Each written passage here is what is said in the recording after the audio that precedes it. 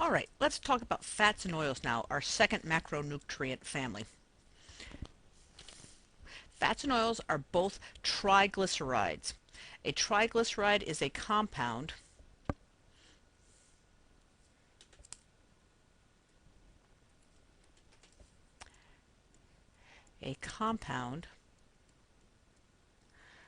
composed of three fatty acids. It just gets deeper and deeper, doesn't it? Fatty acids, which are long hydrocarbons, bound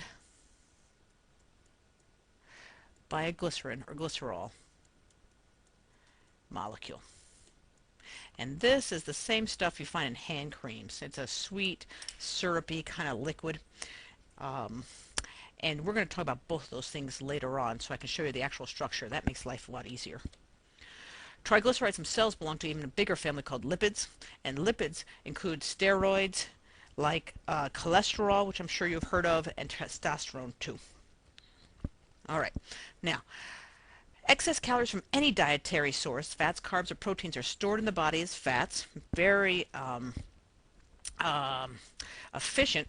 Fats are water soluble, insoluble, because this makes them much easier to store. They don't go out in your urine, for example. Fats and oils can be animal-based, like butter and lard, or plant-based, margarine and shortening. Edible oils are much more structurally complex than crude oil. Remember from our chapter on fossil fuels. And here's a big difference. They always contain oxygen. Remember, the crude oil only contained carbon and hydrogen in long chains. All right. The majority of the molecules are long chains of carbons. That's the fatty acids. It makes them nonpolar. Remember our discussion about polarity when we were talking about water molecules. And so insoluble in water. If you'll recall, water is very polar. And we have our like dissolves like. Don't forget that. So if fat is polar, it does not dissolve in, I'm sorry, fat is nonpolar, it does not dissolve in the very polar water. Let's talk about cholesterol for a little while. Cholesterol is a waxy substance found in foods, and it's only from animals. A lot of people don't realize that. Only from animals. So you can eat it and bring it into your body, or your body itself makes it. Our bodies make it. And both, when it's found in the bloodstream, it's called serum cholesterol. The body makes it in the liver from saturated fats. This is why saturated fats can be bad for us. Now, we don't want to avoid all cholesterol because we need it to function properly, to make hormones, for example. The basic look of cholesterol is here. This is a line drawing, very common in organic chemistry, and each time we have an angle change here, we have a carbon. Isn't this lovely? I told you, chemists try to be efficient. Some might call it lazy. Not me. But every time there's a little line, there's a carbon. Okay. Then he also has a alcohol group, an OH group over there. Right. What does this stuff do? Well, you're probably very familiar with the fact that it will clog your arteries. It makes it more difficult for the blood to go through. Plus, these plaques can totally close up the artery or break off and cause a rupture, a stroke.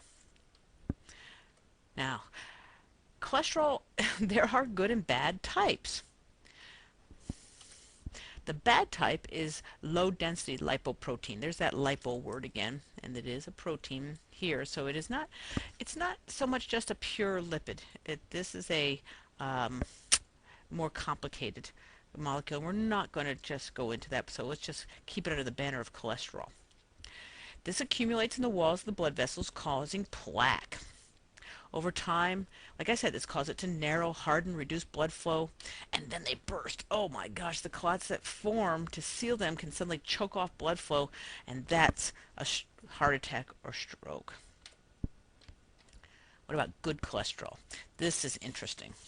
Good cholesterol is high density lipoprotein, and it's been called the janitor of the bloodstream. And it mops up harmful fats like saturated fats and sends them to the liver for disposal. It also keeps your blood vessels flexible, the opposite of the bad. Prevents clots by keeping platelets in the bloodstream from getting too sticky. And this is what they think protects women from catastrophic heart disease, because we have a lot more good cholesterol, high density cholesterol, due to estrogen.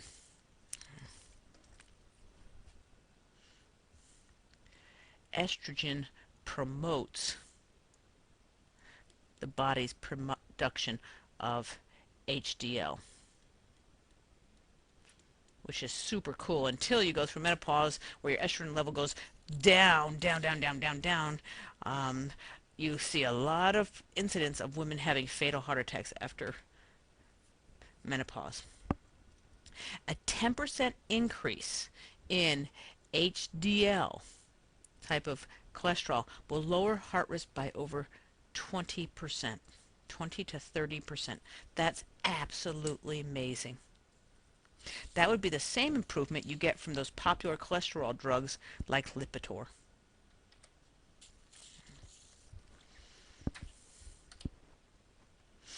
Now, how do we influence our cholesterol levels? You eat a diet high in cholesterol, you tend to raise your serum cholesterol. Remember, this is the blood cholesterol. Okay. Oh, now here we go. The amount of dietary, how much you eat of saturated fat, is the most potent determinant of blood cholesterol levels, even more than how much you eat of this stuff, how much red meat or butter. Doctors recommend keeping it below 200, and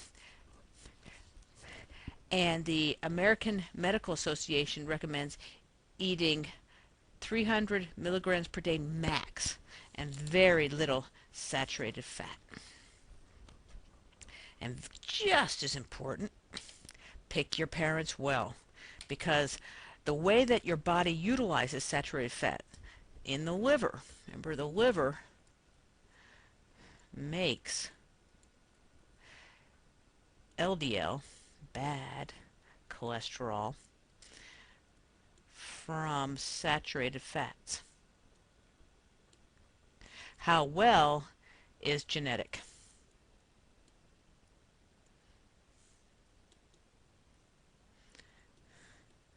Largely genetic. Not totally, but largely genetic. All right. Now let's get back. I always like those ads, by the way. Triglyceride is an ester. All these lovely chemical terms, but this is a chemistry course, and we're not going to fear chemistry terms here. An ester is a connection like this. Okay. It means this functional group. C's got a double bond to O, and then there's a link between oxygen to carbon. 3 fatty acid molecules, 1 glycerol. Here's my little fatty acid. Notice I've got a long chain of hydrocarbons here. This makes it an acid. Right, that bond there. And here's my glycerol. And like I say, this is a sweet, sticky liquid. Right. Found in hand creams for softening. And then it forms a triglyceride. 1, 2, 3. And it spits off water. There are many different kinds of fatty acids, and they make up the different kinds of fats and oils. but they all have two structural features. That long hydrocarbon chain, this is why we use the shortcut method of writing it, and the carboxylic acid group right here. Great. This is stearic acid. This is called the condensed formula. We like that. And cocoa butter is a fatty acid extracted from cocoa beans, for example.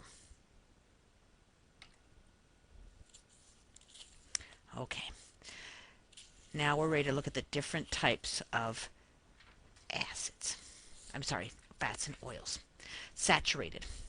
This means that all carbon atoms are singly bonded to each other and hydrogen. Why it's called saturated is because each carbon is saturated with bonding to hydrogens. Saturated fats are usually solids, or almost solid, at room temperature. The difference between these is fats are usually referred, the solids are usually referred to as fats, and the liquids are referred to as oils. Okay. The more firm it is, the higher the percentage of saturated fat. All animal fats contain significant amounts of saturated. For example, you've got to realize that most of them are mixtures. When we say, for example, palm oil, coconut oil, they have a large percentage of saturated. This is percentage, by the way. They're not one totally or another. There's a nice graph in your book about that. I'll show you in a second. But you've got to realize that some oils, even from plants, contain very high concentrations of saturated. And these two have more than the cream they often replace, like in Cremora. So if you're trying to limit your amount of saturated fat, you don't do it with tropical oils. These are nasty. They stimulate your poor liver to produce more cholesterol. They raise your cholesterol levels, especially the bad. And they do so more than eating cholesterol itself. Unsaturated. Unsaturated means you got one or more double bonds. Remember, this is a double bond, and they are liquids. You have two types here. Mono with one double bond. Primary component of olive and canola oil.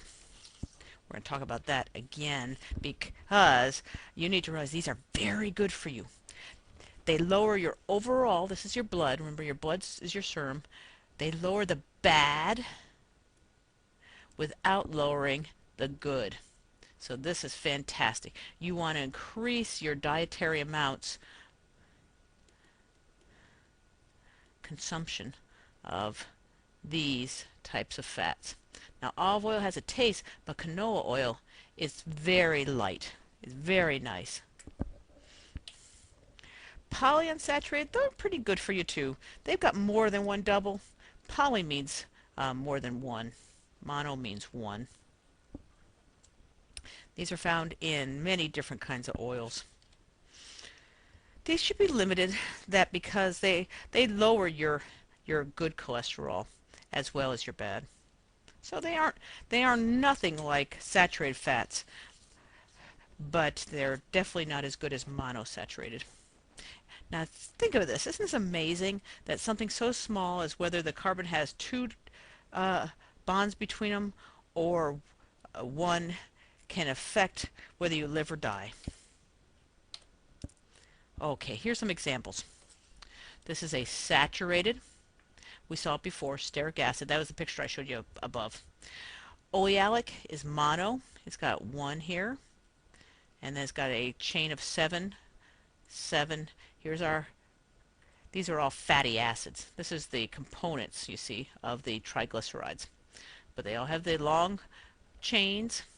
Then the carboxylic acid. That's what this group is. He looks like this, remember.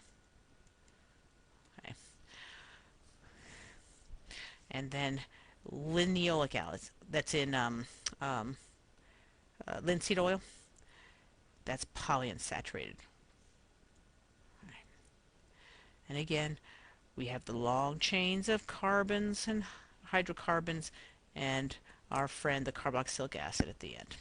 So it takes three of these to make the acid. I'm sorry, the triglyceride. Now this is the nice grass I was talking about. You'll notice that everybody's got a mixture of three. This one is brutal. Coconut oil, oh my golly gosh.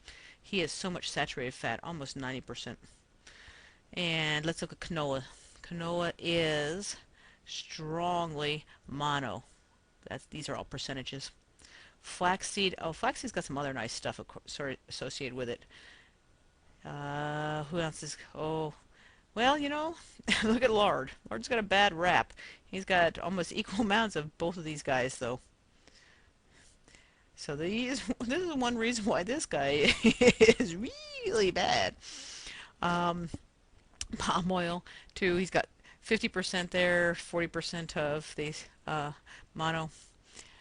And where's my friend Olive? Oh, Olive, 74%. He is the king, definitely. Ooh, there's safflower oil, too. Safflower oil is very good, too. I should add that to the list. Oh, now the worst. Trans fats. Trans fats, it's almost like they're poison. I mean, they've been banned in places. People feel so strongly about them.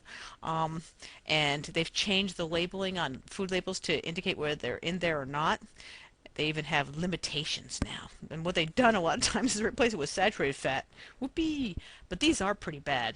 What it is they'll take a unsaturated, that means with a double bond, they'll add hydrogen, which is called hydrogenation. And this is partially hydrogenated oftentimes so that they leave some of these in and some, okay, like they'll leave that one in, but they'll add hydrogens. Notice there are two here and one here. They'll add hydrogens across that double bond and break it into one. Okay, now the deal is, when they do this, is that as the number of double bonds decreases, right, the oil becomes more saturated, and so it becomes more solid. Right?